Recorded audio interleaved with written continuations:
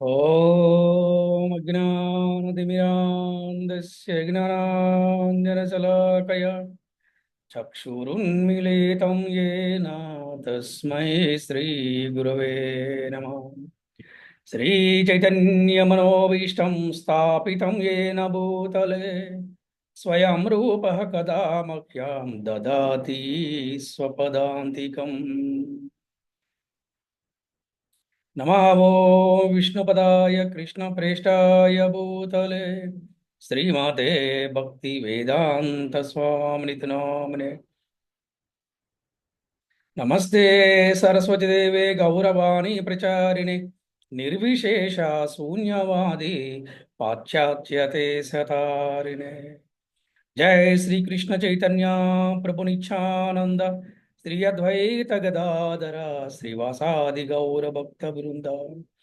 हरे कृष्णा कृष्ण कृष्ण हरे हरे, हरे हरे राम राम राम हरे हरे। ओम नमो भगवते वासुदेवाय। ॐ नमो भगवते वासुदेवाय। सुदेवाय।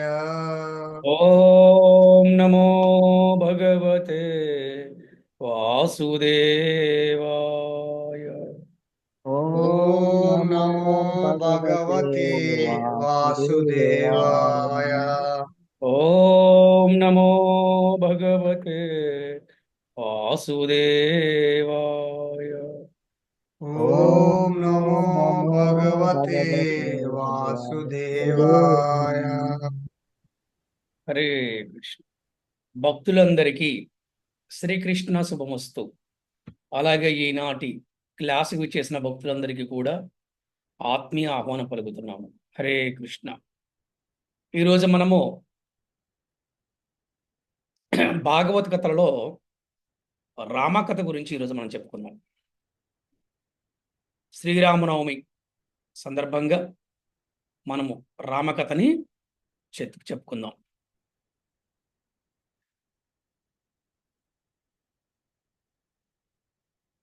రామకథని వినని వారు ఉండరు.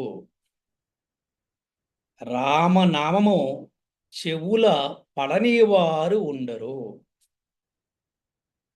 రామరాజ్యం వంటి రాజ్యపాలన కావాలని కోరుకోని వారు ఉండరు. రామసేతువు గురించి యుగయుగాలుగా జనులు చర్చించుకుంటూనే ఉంటారు. అటువంటి గొప్ప రామసేతువు, అటువంటి గొప్ప రామనామము, అటువంటి గొప్ప రాముడి మహత్యము నాస్తికులకి అర్థం కానట్టి సమస్య. కానీ భక్తులకు మాత్రము గొప్ప స్ఫూర్తిదాయకం అన్నమాట. భక్తి స్ఫూర్తిదాయకం అన్నమాట. ఇది రామ కథలో అంత దివ్య అనుభూతి ఉంటుందన్నమాట. కానీ నాస్తికులకు మాత్రం అది అర్థం కాదు. రామసేతు ఏంటి, రామనామం ఏంటి, రామకథ ఏంటి, రామరాజ్యం ఏంటి చెప్పి అనుకుంటూ ఉంటారు నాస్తికులు. కానీ భక్తులకు మాత్రం గొప్ప స్ఫూర్తిదాయకం అన్నమాట. ఒకే బాణము ఒకే పత్ని అనే విషయంలో శ్రీరాముని ఖ్యాతి అపారమైనది.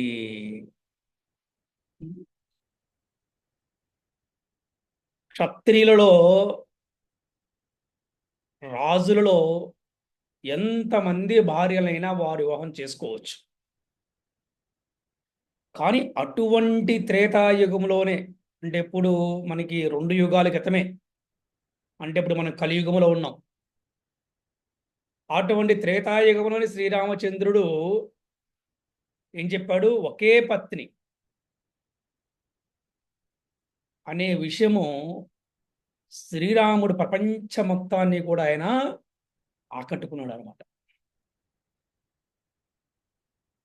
రామ అంటేనే భక్తులకి ఒక వైబ్రేషన్.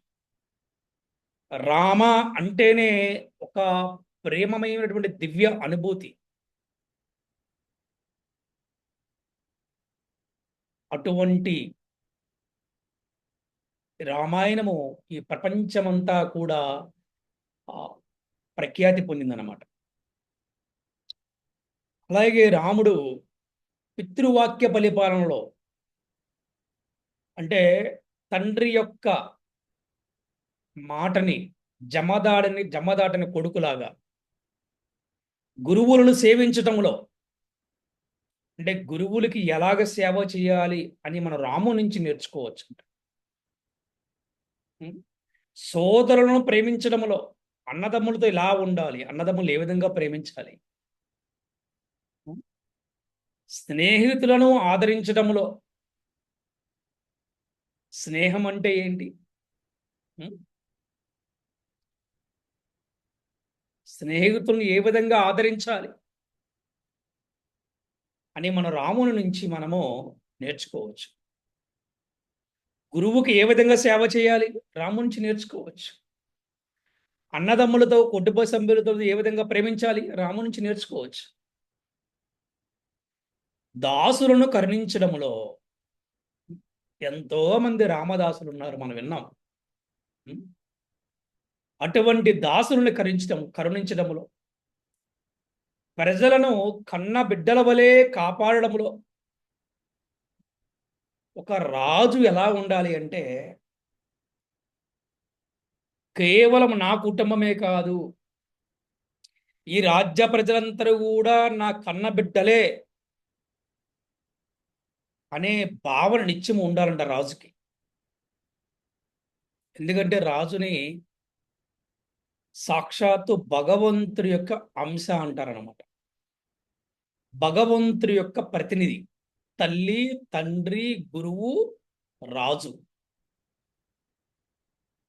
అందుకని ప్రజలందరినీ కూడా కన్నబిడ్డల వలె కాపాడడంలో, ధర్మ పరిరక్షణలో, ఉం? ఆశ్రయించిన వారిని కనికరించడంలో, ఉం? అల్పమైన సేవనైన అద్భుతమైనదిగా భావించడంలో రాముడికి రాముడే సాటి అంట. అందుకే రామ కీర్తి లోక విఖ్యాతమైనది.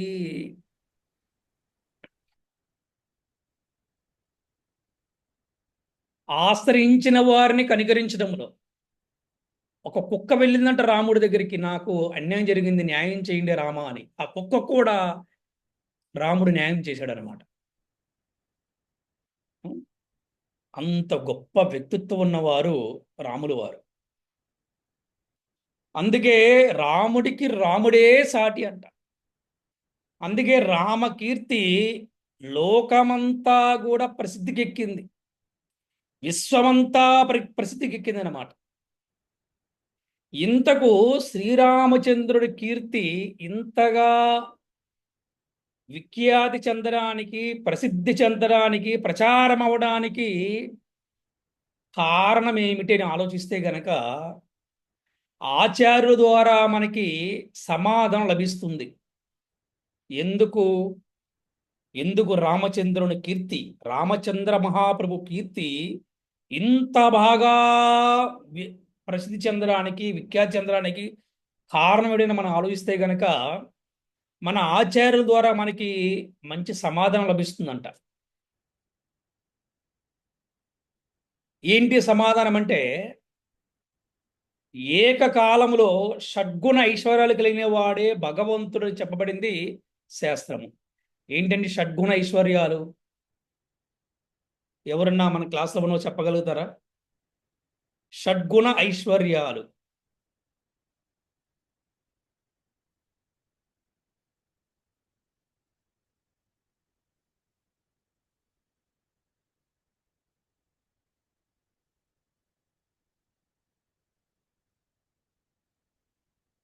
హరే కృష్ణ గురూజీ. పద్మావతి గురూజీ. హరే కృష్ణ, చెప్పండి అమ్మ. యశస్సు, కీర్తి, వైరాగ్యం, సంపద, ఇంకో 2 ఐడియా లేదు గురూజీ. ఓకే, జ్ఞానం మాతాజీ. హరే కృష్ణ ప్రభుజీ. సరస్వతి మాత చెప్పండి మాతాజీ. హరే కృష్ణ ప్రభుజీ. ధన్యవాద ప్రణామాలు ప్రభుజీ. చెప్పండి మాతాజీ, పర్వాలేదు. ఇంకోటి జ్ఞానం ప్రభుజీ. జ్ఞానం.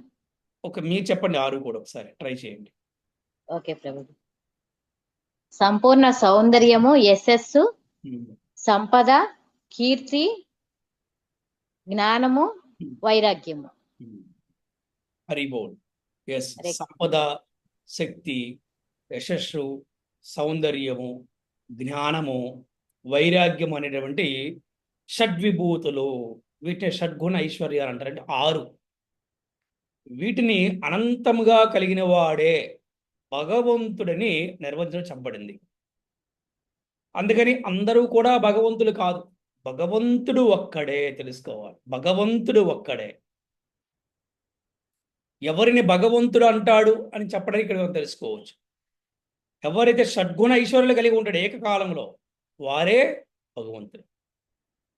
ఆయనకన్నా మించిన సంపద ఇంకెవరికి లేదు, ఆయనకి మించిన శక్తి ఎవరికి లేదు, ఆయనకి మించిన యశస్సు కానీ, సౌందర్యం కానీ, జ్ఞానము కానీ, వైరాగ్యం కూడా ఎవరికి కూడా ఉండదు. అందుకే ఆయన ఏమన్నారు? భగవంతుడు అన్నారు. అయితే భగవంతుడు ఏ అవతారం దాల్చినా కూడా ఆయన యొక్క విభూతులన్నింటినీ కూడా పూర్తిగా ప్రదర్శించడు. అలాగే ఆయన యొక్క షడ్గుణ ఐశ్వర్యాలను కూడా పూర్తిగా ప్రదర్శించడు. ఆయా సమయాలకి, పరిస్థితులకి, సందర్భాలకి ఎంతవరకు అవసరమో అంతవరకు ఆయన ప్రదర్శిస్తూ ఉంటాడు అనమాట.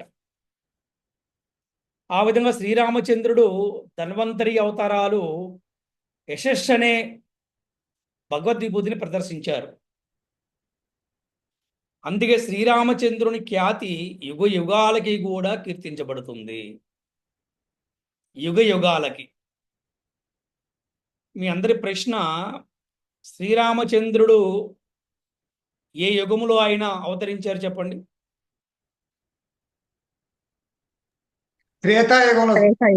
త్రేతాయుగం కదా. త్రేతాయుగం గురించి సుమారుగా ఇప్పటికి ఎన్ని లక్షల సంవత్సరాలు అయి ఉండో చెప్పండి?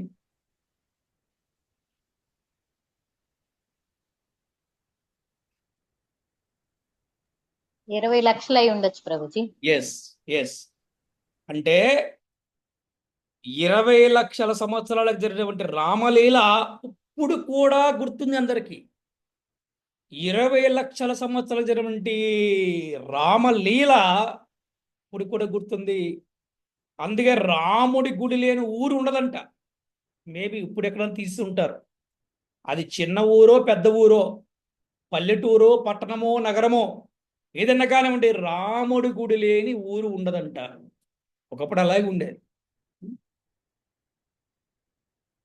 అంటే 20 సంవత్సరాలకు జరిగినటువంటి రామలీల, రామ కథ ఇప్పటికీ కూడా ఎవరు మర్చిపోలేదంటే అర్థమవుతుంది అందులో ఎటువంటి దివ్యమైనటువంటి అనుభూతి ఉంది, ఎంత ప్రేమ ఉంది, ఆ లీలలు ఎంత గొప్పవి అని చెప్పుకుంటానికి ఇది ఒక గొప్ప ఉదాహరణ అనమాట.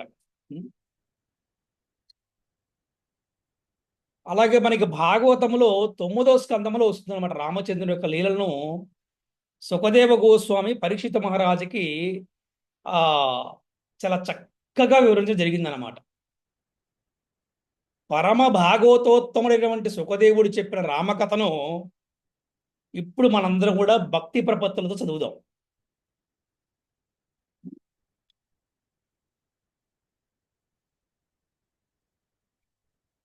కాట్వాంగ మహారాజు పుత్రుడు దీర్ఘబాహువు, అతని పుత్రుడు యశస్వి అయిన రఘువు.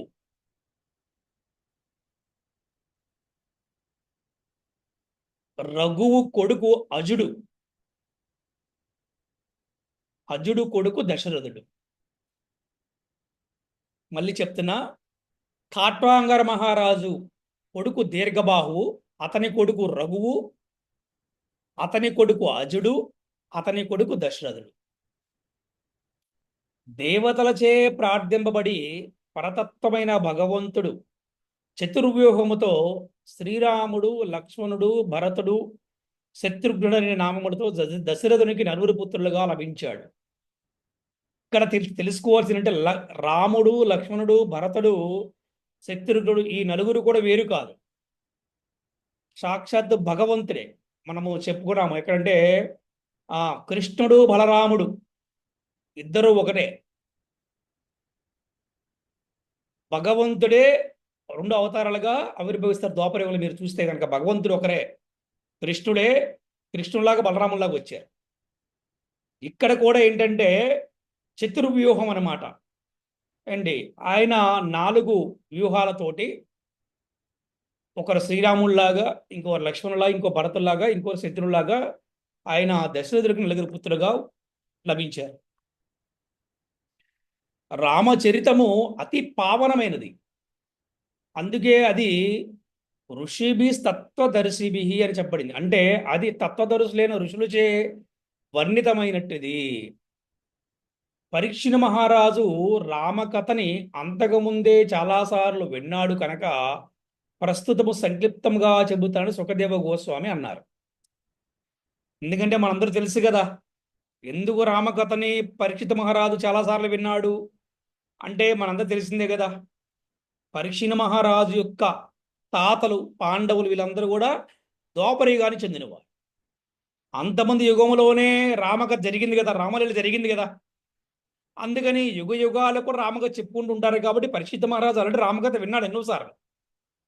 కనుకనే సుఖదేవ గోస్వామి అంటే కొద్దిగా క్లుప్తంగా చెప్తా అని చెప్పాడు అనమాట. ఆ విధంగా చెప్తున్నారు. తండ్రి ఇచ్చిన మాటను నిలపడానికే శ్రీరాముడు రాజ్యాన్ని పరిత్యజించి సీతాదేవితో కలిసి వనాలకు వెళ్ళాడు.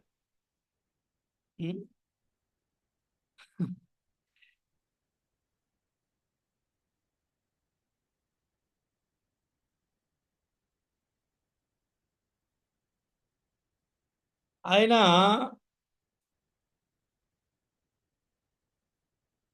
అంటే భార్యకి చిన్న చిన్న అంటే భార్యకి చిన్న నొప్పి వచ్చినా తట్టుకోలేడు రాముడు.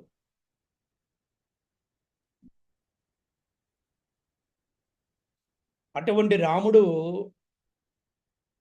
ఆయన వనాలలో తిరిగారు. వారితో పాటు సీతాదేవి కూడా వనవాసం చేయడం జరిగింది. అలాగే ఆయన రావణుడి యొక్క చెల్లికి ముక్కు చెవులు కోసి కురీపుగా చేయడం జరిగింది. అంతేకాకుండా 14,000 రాక్షసుల్ని శ్రీరాముడు వధించాడంట. ఎంతమంది అండి? 14,000 రాక్షసులను శ్రీరాముడు వధించాడు. 10 తలల రావణుడు సీతాదేవి యొక్క ఆకర్షణీయమైన రూపాన్ని గూర్చి వినగానే కామపీడితుడై ఆమెని అపహరించాలనుకున్నాడు. మరి శ్రీరాముని ఆశ్రమం నుండి దూరంగా పంపడానికి వాడు మారీచుని బంగారు జింక రూపంలో పంపాడు. దానిని వెంబడిస్తూ శ్రీరాముడు ఆశ్రమానికి విడిచి వెళ్ళి ఆయన యొక్క బాణంతో వధించాడు. అదే సమయంలో రావణుడు గొర్రెల కాపరి లేనప్పుడు గొర్రెను పులి అపహరించిన రీతి సీతాదేవిని ఆడు అపహరించాడు.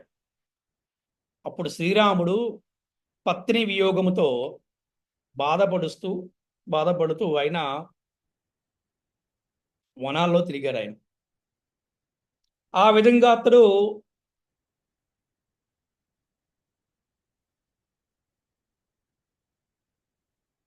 భార్య గనక మనతో లేకపోతే భర్త పరిస్థితి ఏంటి అని మనము తెలుసుకోవడానికి రాముడు మనకు చూపించాడు అనమాట. బ్రహ్మరుద్రులచే అర్చింపబడే శ్రీరాముడు తర్వాత జటాయువు కూడా దహన సంస్కారం చేశాడు. ఎందుకంటే జటాయువు కదా సహాయం చేసింది, సీతాదేవి జాడ తెలిసింది. తర్వాత కబంధుడనే రాక్షసుని కూడా చంపాడు. వానరులతో స్నేహం చేసి వారిని చంపిన తర్వాత సీతాదేవిని విడిపించడానికి సముద్ర తీరానికి చేరాడు. సముద్ర తీరంలో 3 రోజులు అక్కడ ఉండి సముద్రుని రాకొరకు వేచినా కూడా సముద్రుడు రాలేదు. దానితోటి ఆయన కోపంతో లీలలు ప్రదర్శించాడు. దాంతో సముద్రము క్షోభించింది. దానిలోని మొసళ్ళు, తిమింగలాలు, సమస్త జీవరాశి కల చెందింది. అప్పుడు సముద్రుడు పూజ ద్రవ్యాలతో వచ్చి శ్రీరాముని పాదాలపై పడి ప్రార్థన చేశాడు. ఓ పరమ పురుష, నేను జడబుద్ధి కలవాడినై నీవెవరవో తెలుసుకోలేకపోయాను. నీవు పరమ పురుషుడివి, జగత్పతివి, ఆది పురుషుడవు. దేవతలు, సత్వగుణయుతులు, ప్రజాపతులు, రజోగుణయుతులు, భూతపతులు, తమోగుణయుతులు కాగా నీవు గుణాలకే అధీశ్వరుడువు. అందుకే భగవంతుని గుణాతీతులు అంటారన్నమాట ఆయన్ని. దేవదేవా, నా జలాన్ని నీ ఇష్టం వచ్చినట్లు వాడుకోమని వేడుకుంటున్నాను. దీనిని దాటి ఆ ఒక రావణుడిని చేరుకొని రావణుని చంపి సీతాదేవిని తిరిగి పొందవండి. మీరు శ్రీలంకకు చేరుకోవడానికి ఈ సముద్రం ఏమాత్రము కూడా అడ్డము కాకపోయినప్పటికీ దీనిపై సేతు నిర్మించి నీ దివ్య యశస్సును విస్తరింపజేయవలసింది. ఈ అద్భుతమైన అసాధారణ కార్యాన్ని చూసి భవిష్యత్తులో రాజులు, వీరులు నీ యశోగానాన్ని చేస్తారు అని చెప్పడం జరిగింది అనమాట. యాక్చువల్గా ఇక్కడ మనం ఏం తెలుసుకోవాలంటే, భగవంతుడు సీతాదేవిని తీసుకురావటం కోసము సముద్రము దగ్గరికి వెళ్ళి అక్కడ మళ్ళీ 3 రోజులు వెయిట్ చేసి సముద్రుడి యొక్క అంగీకారం తీసుకోవాల్సిన అవసరము రాముడికి లేదు. రావణుని చెప్పటము అసలు రాముడికి పెద్ద కష్టం కూడా ఏం కాదు. కానీ ఎందుకు చేశారు ఇలాగా అంటే, మనకి ఆచార్యులు చెప్తున్నారు, రాముడైనా కృష్ణుడైనా ఎవరైనా కూడా ఈ భూలోకములో మానవ జన్మ తీసుకున్నప్పుడు మానవునిలాగానే కర్మలు చేసి మనందరికీ కూడా కర్మ సిద్ధాంతాన్ని తెలియజేశారు అని మన ఆచార్యులు చెప్తున్నారు. అందుకనే చూస్తే కనుక రాముడు, కృష్ణుడు ముఖ్యంగా తెలుసుకోవాల్సింది ఏమిటంటే, వారి తల్లిదండ్రుల పట్ల, గురువుల పట్ల, అతిథుల పట్ల వారు ఎంత వినయము, విధేయత, సంస్కారము, సేవ, ప్రేమని ప్రదర్శించారో మనం చూడొచ్చు. అంటే ఏం చెప్తుంది మనకి రామావతారం, కృష్ణావతారం అంటే, ఒక వ్యక్తి ఏ విధంగా జీవించాలి, ఒక వ్యక్తి ఎంత సంస్కారంగా ఉండాలి, ఎంత వినయ విధేయతలతో ఉండాలి, ఎంత కృతజ్ఞతా భావంతో ఉండాలి అని మనకి రామావతారంలోను, కృష్ణావతారంలోను భగవంతుడు మనకు తెలియజేస్తున్నాడు. రాముడికి పెద్ద కష్టమేం కాదు రావణాసుని చంపి సీతను తీసుకురావటం. ఒక్క సెకండ్ కూడా అవసరం లేదు. కృష్ణుడికి పెద్ద కష్టమేం కాదు కౌరవుల మొత్తాన్ని చెప్పి పాండవులకి సింహాసనం అప్పచెప్పడానికి. 36 లక్షల మంది అక్కడ చనిపోయారు మహాభారత యుద్ధంలో. కానీ అంత అవసరం లేదు. కృష్ణుడు ఒక సుదర్శన చక్రం చాలు. కానీ ఇక్కడ ఏంటంటే కర్మ సిద్ధాంతము గుర్తుపెట్టుకోవాలి. కర్మ సిద్ధాంతము, ఒక వ్యక్తి ఈ భూలోకములో మానవ జన్మ తీసుకుంటే ఆ మానవుడు కర్మబంధాలకు లోనై ఉండాలి, ఈ ఒక్క ప్రకృతికి లోనై ఉండాలి, ఈ త్రిగుణాలకు లోనై ఉండాలి. అలాగే రాముడు, కృష్ణుడు త్రిగుణాతీతులు, అందులో ఎటువంటి సమస్య లేదు, ఎటువంటి సందేహం లేదు. మానవుని కర్మలు భౌతికమైనవి, భగవంతుడి కర్మలు దివ్యమైనవి. అందుకే భగవంతుడి కర్మలు దివ్యమైనవి కాబట్టే శ్రీరామచంద్రమూర్తి లీలలు జరిగి 20 లక్షల సంవత్సరాల క్రితం జరిగినా కూడా ఇప్పటికి కూడా అందరూ రామా రామా రామా అని కీర్తిస్తూ ఉన్నారే. రామ కథ గురించి ఎంతోమంది చెవులు కోసుకుంటూ ఉంటారే. కారణం ఏంటంటే, భగవంతుడు ఏమి చేసినా అది అద్భుతమే, ఏమి చేసినా అది లీలే. భగవంతుడు కోపం కూడా చాలా అందంగా ఉంటుంది. అందుకే భగవంతుడి చేతిలో చనిపోతే చాలనుకొని జాంబవంతుడు ప్రయత్నించాడు. కృష్ణావతారంలో ఆయన కోరిక తీరింది జాంబవంతుడికి. అందుకని ఇక్కడ కర్మ సిద్ధాంతాన్ని తెలియజేశారు మనకి. యాక్చువల్గా వాళ్ళకేం కర్మ సిద్ధాంతం అవసరం లేదు. కృష్ణస్తు భగవాన్ స్వయం, వారు భగవంతులు. కానీ రాముడు గనక అలా ప్రవర్తించకపోతే, రాముడు గనక ఆ విధంగా తల్లికి, తండ్రికి, గురువుకి, అతిథులకి గౌరవం ఇవ్వకుండా ఉంటే గనక, ఆయన గురువు దగ్గర విద్యాభ్యాసం నేర్చుకోకపోతే గనక, ఆయన ప్రజలను గనక సరిగ్గా పాలించకపోతే గనక, ఇది అందరూ కూడా ఆచరిస్తారు. అందుకే సమాజంలో ఉన్నతమైన స్థాయిలో ఉన్న వ్యక్తుల ప్రవర్తన ఎలా ఉంటుందో సామాన్య మానవులు కూడా అదే ప్రవర్తన ఫాలో అవుతుంటారని మనకి శాస్త్రం చెప్తుంది. అందుకనే కదా శ్రీకృష్ణుడు చెప్తాడు కదా, పాండవులు అడుగుతారు మేము ఎందుకు యుద్ధం చేయాలి, అర్జునుడు అడుగుతాడు మీరు యుద్ధం చేయాలి, ఎందుకు చేయాలి అంటే మీరు సమాజం కోసం చేయాలి, ధర్మ సంస్థాపనార్థే, ధర్మాన్ని పునఃస్థాపించడం కోసం మీరు యుద్ధం చేయాలి, మీ యొక్క స్వలాభం కోసం కాదు అని చెప్పి. ఎందుకంటే మీరు గనక యుద్ధంలో ఓడిపోతే ధర్మం ఓడిపోతుంది. అధర్మపరుడైన దుర్యోధనుడు కనుక రాజ్యాధికారం తీసుకుంటే, రాజు అయితే వాడు ఏమి చెప్తే అదే ప్రజలందరూ కూడా ధర్మం అనుకుంటారు, సత్యం అనుకుంటారు, నిజం అనుకుంటారు. అక్కడ ప్రమాదం ఉంది అని చెప్పారు. అందుకని రాజు అనేవాడు ఎలా ఉండాలి అని మనకి శ్రీరామచంద్ర మహాప్రభు రాజ్య పరిపాలన చేసి శ్రీరామ రాజ్యం అంటారు అందరూ కూడా. అందుకనే మనందరూ చూపించారనమాట. అందుకని సముద్రుడి యొక్క అంగీకారం కోసం ఆయన 3 రోజులు వెయిట్ చేశారంట. చూడండి, సముద్రుడి యొక్క అంగీకారం కోసం. అంటే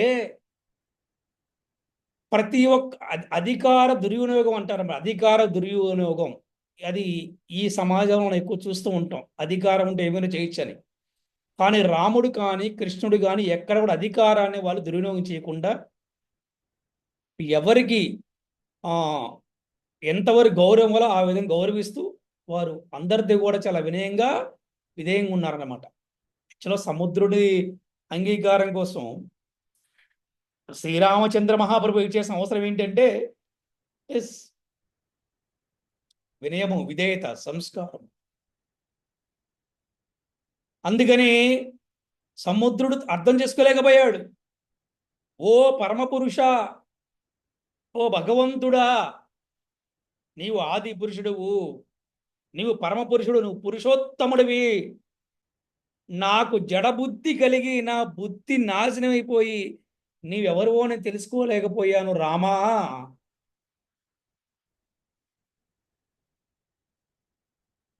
ఇప్పుడు నా జలాన్ని, ఈ సముద్రాన్ని నీ ఇష్టం వచ్చినట్టు వాడుకోమని చెప్పాడు అనమాట. అలాగే రామసేతు కట్టవలసిన అవసరం ఏముంది చెప్పండి? బ్రిడ్జ్ లేకపోతే రాముడు వెళ్ళాడా? వెళ్ళగలుగుతాడు. కానీ రామసేతువు కట్టి ఈ ప్రపంచానికి రాముడి యొక్క లీలను తెలియచేయాలి. అందుకన్నాడు భవిష్యత్తులో రాజులు వీరులందరూ కూడా నీ యశోగానం చేస్తారు రామా అని చెప్తున్నాడు అనమాట. ఎందుకు రామసేతు అంటే వానరుల యొక్క గొప్పతనాన్ని ప్రపంచాన్ని చూపించాలి అని ఆయన వానరుల ద్వారా ఆయన రామసేతు కట్టాడు. ఈ విధంగా సముద్ర ప్రార్థనని ఆలకించిన తర్వాత శ్రీరాముడు ఆయన చక్కగా సముద్రపై సేతు నిర్మింపజేసి లంకకు చేరుకున్నాడు. అప్పుడు సుగ్రీవుడు, నీలుడు, హనుమంతుడు వంటి వానర ప్రముఖులు వానర సేనలో ఉన్నారు. అంటే ఈ యొక్క రామసేతుని ఎవరు కట్టారు అంటే వానరులు కట్టారు. అప్పుడు రావణుడు తన రాక్షసేనను రామునిపైకి పంపాడు. నికుంభుడు, కుంభుడు, ధూమ్రాక్షుడు, దుర్ముఖుడు, సురాంతకుడు, నరాంతకుడు, రావణ సుతుడుగు ఇంద్రజిత్తు రావణుని పక్షాన్ని యుద్ధం చేశారు. తర్వాత ప్రహస్తుడు, అతికాయుడు, వికంపనుడు, చివరు కుంభకర్ణుడు యుద్ధరంగానికి వచ్చారు. అందరూ ఒకరి తర్వాత ఒకరు నేల కూలారు, అంటే మొత్తం కూడా ఓడిపోయారు అనమాట. తన రాక్షస సేన నశించడం చూసి కోపంతో క్రోధముతో విర్రవీగినటువంటి రావణుడు పుష్పవిమానాన్ని ఎక్కి శ్రీరాముడు యుద్ధం చేయడానికి వచ్చాడు. అప్పుడు శ్రీరాముడు ఇంద్ర రథసారథి అయినటువంటి మాతలి తెచ్చిన దేదీప్యమానమైన రథాన్ని అధిరోహించి ఉన్నాడు. రావణుని చూడగానే శ్రీరామచంద్రుడు పురుషవాక్కులతో నిందించాడని చెప్తాడు. ఓరి రాక్షసాదమా, నిజానికి నీవు మలం వంటి వాడివిరా. యజమాని ఇంట్లో లేనప్పుడు లోపలికి ప్రవేశించి ఆహారాన్ని అపహరించే కుక్కలాగా నీవు నేను లేనప్పుడు నా భార్య సీతను అపహరించావు. అంతే కదా, ఇంట్లో ఎవరు లేనప్పుడు నిజంగా నీవు వీరుడు అయితే సూర్యుడు అయితే యుద్ధం చేసి భార్యని తీసుకుని వెళ్ళాలి, కానీ లేనప్పుడు వచ్చి భార్యని తీసుకుని వెళ్ళిపోవటం ఏంటిరా, నీతి మాలిన వాడువా. అందుకే యమరాజు పాపులను ఏ విధంగా దండిస్తాడో నేను నిన్ను ఆ విధంగా దండిస్తాను. నీవు పరమ పాపివి, ఈ నడువు సిగ్గులేని వాడివి, నేను నిన్ను శిక్షించి తీరుతానని చెప్పేసి శ్రీరాముడు ఆ విధంగా చెప్పడం జరిగిందనమాట. హరే కృష్ణ హరే కృష్ణ కృష్ణ కృష్ణ హరే హరే, హరే రామ రామ రామ హరే. శ్రీరామనవమి మహామహోత్సవకి జయ. శ్రీరామచంద్ర మహాప్రభుకి జయ. శ్రీ సీతారాముల కళ్యాణ మహోత్సవానికి జయ. హరి హరి బోల్. హరే కృష్ణ. సో ఈరోజు మనం కొంచెం క్లుప్తంగా రామకథ గురించి తెలుసుకున్నాము. ఈరోజు మనము చెప్పుకునేటువంటి రామకథలో మీకు ఏమైనా సందేహాలు ఉంటే అడగవచ్చు. అలాగే ఈ రామకథ ద్వారా మీరేం తెలుసుకున్నారో కూడా మీరు తెలియచేయవచ్చు. హరే కృష్ణ. 2-3 మాటలు చెప్పడానికి ప్రయత్నం చేస్తాను ప్రభుజీ. సమాజంలో ప్రతి ఒక్కళ్ళు ఏ విధంగా జీవించాలి, ఏ విధంగా జీవనాన్ని కొనసాగించాలి అనేది మనకి శాస్త్రంలో చెప్పారు. దానికి ఎటువంటి పొరపాటు లేకుండా రాముడు కృష్ణుడు వారి యొక్క అవతారాల్లో ఆచరించి చూపించారు ప్రభుజీ. గురువుల్ని ఏ విధంగా ఆరాధించాలి, సోదరులతో ఎలా ఉండాలి, తర్వాత రాజ్యాన్ని ఎలా పరిపాలించాలి, రాజ్యంలో ఉన్న ప్రతి జీవికి మనుషులుగా కాకుండా ప్రతి ఒక్క జీవికి కూడా ఏ విధంగా ధర్మాచరణ చేసి చూపించాలనేది రామచంద్రుడు చేసి చూపించాడు ప్రభుజీ. మీరు చెప్పిన విధంగానే రాముని దగ్గరికి ఒకనాడు శునకం వచ్చినప్పుడు కూడా దానికి ధర్మాన్ని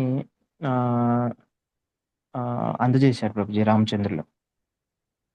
తర్వాత అధికార ఉన్నప్పటికీ కూడా అధికారాన్ని దుర్వినియోగం చేసుకోకుండా ధర్మాచరణ చేసి చూపించారు ప్రభుజీ. ఎందుకంటే రాముడు సాక్షాత్తు భగవంతుడు. ఆయన చాలా సులువుగా సముద్రాన్ని దాటేసి సీతాదేవిని తీసుకుని వచ్చేయచ్చు. బట్ కానీ ఆయన అక్కడ మానవ జన్మ యొక్క దాన్ని విలువల్ని చూపించాలని ఆయన అక్కడ సముద్రుడిని ప్రార్థించడము, తర్వాత సముద్రుడు కరుణించకపోవటము 3 రోజులు, తర్వాత క్షత్రియ ధర్మం అయిన వల్ల యుద్ధానికి సిద్ధపడతాడు. తర్వాత సముద్రుడు రామచంద్రుడు సాక్షాత్తు భగవంతుడే అని తెలుసుకొని సముద్రాన్ని యుద్ధానికి సహకరించే విధంగా అనువుగా ఆయన వరాన్ని ఇస్తాడు ప్రభుజీ. ఇంకొకటి ప్రభుజీ, అక్కడ రామచంద్రుడికి క్షత్రియులకి మీరు చెప్పిన విధంగానే బహుభార్య తత్వం ఉంది. బట్ కానీ అక్కడ ఆయన దాన్ని అనుసరించలేదు ప్రభుజీ. ఎందుకంటే ఏకపత్ని వ్రతుడని రామచంద్రుడు మనం ఎప్పటి నుండో వింటూ ఉన్నాము. ఏంటంటే ప్రభుజీ, ఒకటి అవకాశాలు ఉన్నప్పటికి కూడా తప్పులు చేయకూడదు అనేది, తర్వాత శక్తి ఉన్నా కూడా దాన్ని దుర్వినియోగం చేయకూడదు అనేది ఈరోజు తరగతిలో నేను తెలుసుకున్నాను ప్రభుజీ. హరే కృష్ణ. హరే కృష్ణ ప్రభు, చాలా బాగా చెప్పారు. Thank you. ఈరోజు జరిగిన క్లాస్ నుంచి నేనేం తెలుసుకున్నాను అంటే, ఎవర ఎవరికైతే ఏకకాలంలో షడ్గుణ ఐశ్వర్యాలు ఉంటాయో వారినే భగవంతుడు అంటారు అని తెలుసుకున్నాను గురూజీ. అవే యశస్సు, కీర్తి, వైరాగ్యం, ఐశ్వర్యం, జ్ఞానం, సౌందర్యం. అండ్ ఇంకొక పాయింట్, రామావతారం వచ్చి 20 లక్షల సంవత్సరాలు అయినా కూడా ఇంకా అదే కీర్తి ప్రతిష్టలతో ప్రసిద్ధిగానే ఉంది. ఎందుకంటే రామావతారం అంత గొప్పదైనది, అంత దివ్యమైనది, విలువలతో ఉండేది. ఎలా అంటే ఒకే బాణం ఒకే భార్య. అండ్ అలాగే నేను ఈ రోజు తెలుసుకున్న కొత్త పాయింట్ గురూజీ, దశరథుడికి సంతానమైన నలుగురు రామ, లక్ష్మణ, భరత శత్రుఘ్నులు వేరు కాదు, ఒక్క అవతారమే అని తెలుసుకున్నాను గురూజీ. అండ్ ఇక్కడ ఇంకొక పాయింట్, కర్మ సిద్ధాంతం. మానవ జన్మ ఎవరు తీసుకున్నా గానీ వారు ఖచ్చితంగా కర్మలు చేయాల్సిందే, అది భగవంతుడైనా గానీ అని తెలుసుకున్నాను గురూజీ. ఎలా అయితే భగవంతుడికి అదే రామావతారంలో రాముడికి సముద్రాన్ని దాటడం, సీతాదేవిని తీసుకురావడం, రావణుడిని చంపడం చిటిక వేసినంత సులువు. కానీ అలా చేయలేదు, ఎందుకంటే మానవ అవతారం తీసుకున్నారు కాబట్టి కర్మలు చేయాల్సిందే అని కర్మ సిద్ధాంతాన్ని పాటించారు. అండ్ ఇక్కడ శ్రీరాముడు వర్ణాశ్రమ ధర్మ మార్గాన్ని, గృహస్థులు అనుసరించాల్సినవన్నీ తన వ్యక్తిగత జీవనం ద్వారా సమాజానికి ఎంతో ఆదర్శంగా నిలిపి చూపారు గురూజీ. ఫైనల్ గా రామాయణం అనేది ఏం ఏం నేర్పిస్తుంది అంటే ధర్మం, కర్తవ్యం, వినయం, విధేయత, నైతిక విలువలు ఇవన్నీ నేర్పిస్తుంది. చెడుపై మంచి ఎప్పుడూ గెలుస్తుంది, విజయం సాధిస్తుందని, ఐక్యతగా కలిసిమెలిసి ఉంటే అంటే వానరసేన అంతా కలిసి ఐక్యంగా ఉండటం వల్ల ఏదైనా సాధించవచ్చు అని చూపారు. సో ఇవన్నీ రామాయణం చెబుతుంది గురించి. హరే కృష్ణ గురూజీ, దండోత్నాన్ గురూజీ. హరే కృష్ణ. చాలా బాగా హరే చెప్పారు. కృష్ణ ప్రభుజీ ఒకే బాణం ఒకే బాణం ఒకే పత్ని.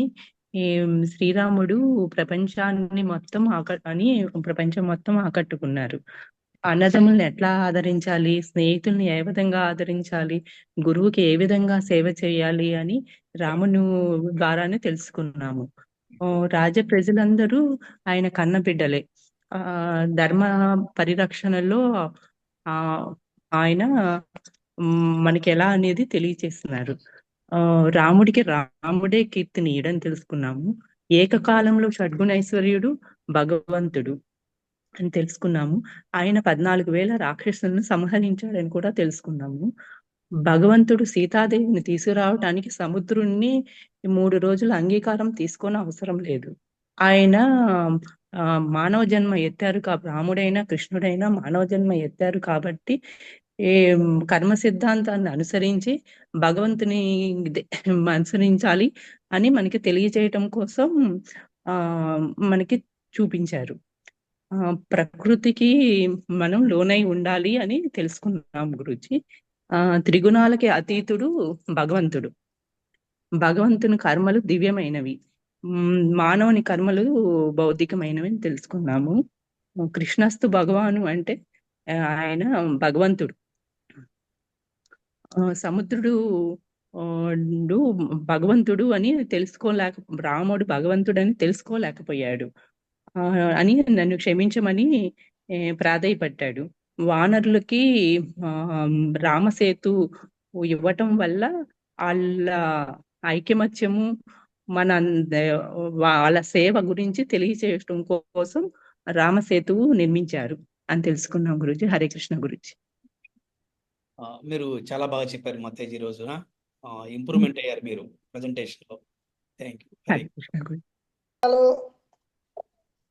20 లక్షల సంవత్సరాలు అయినా కూడా మనం ఈ రామకథని ఇప్పటికి కూడా ఇంకా మనం ఈ రకం చింత బాగా చెప్పుకుంటున్నామంటే అసలు శ్రీరామచంద్రుడు అసలు గురువుని ఎలా ప్రేమించాలి, తల్లిదండ్రుని ఎలా గౌరవించాలి, అన్నదమ్ములతో ఎలా ఉండాలి, రాజ్యానికి ఒక రాజు అయితే ప్రజలకి ఎలా సేవ చేయాలి, కన్నబిడ్డలాగా ఎలా చూసుకోవాలి అని ఆ తర్వాత అవన్నీ ఎలా చేయగలిగాడు అన్నీ తెలుసుకున్నాం. కాబట్టి రాముడి గురించి 20 లక్షల సంవత్సరాలు అయినా కూడా మనం ఇప్పటికీ రాముడి గురించి ఇంకా కథలుగా చెప్పుకుంటున్నాం, అలా బతకాలని.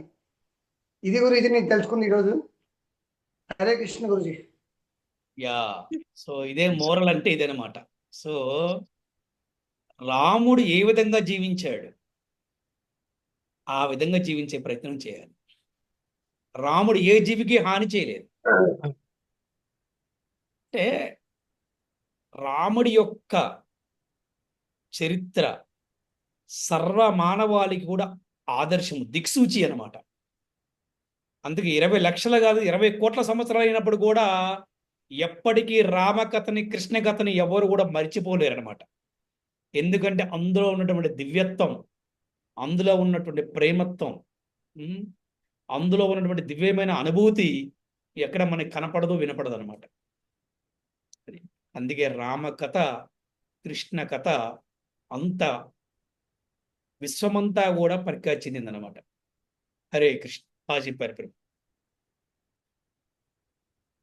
హరే కృష్ణ కృష్ణ కృష్ణ హరే హరే, హరే రామ రామ రామ హరే హరే.